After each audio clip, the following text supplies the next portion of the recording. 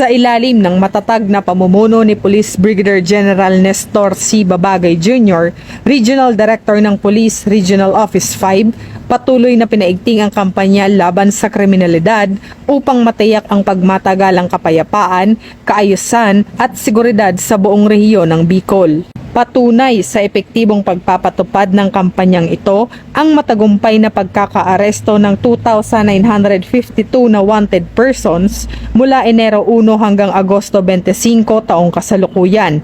Ang mga naaresto ay may kinakaharap na kaso mula sa iba't ibang antas mula national, regional, provincial, city hanggang municipal level. Ang tagumpay na ito ay resulta ng walang humpay na manhunt operations, mas pinahusay na mga diskarte sa investigasyon at dedikadong paglilingkod ng ating kapulisan na naging susi sa mabilisang pagkilala, pagsubaybay at pagdakip sa mga kriminal upang masigurong haharap sila sa batas. Kasabay ng mga operasyong ito, mas pinalakas din ng Police Regional Office 5 ang police visibility sa buong rehiyon.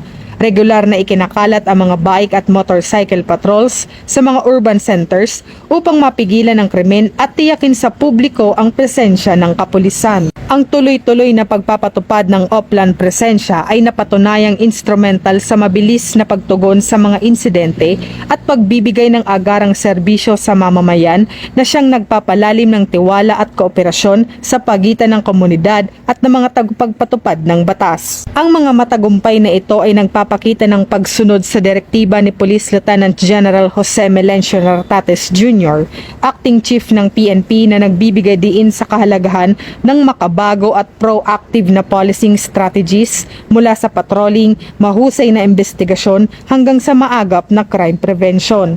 Sa nagpapatuloy na inisyatiba ng Police Regional Office 5, muling pinagtitibay ang kanilang matibay na pangakong ihatid ang hustisya, protektahan ang mga komunidad at itaguyod ang isang mas ligtas at mapayapang Bicol Region alinsunod sa pambansang mandato. Mula dito sa Legazpi City, Albay, ako ang inyong PNN correspondent, Patrolwoman Vanessa Sol, alagad ng batas, tagataguyod ng Balitang Pulis.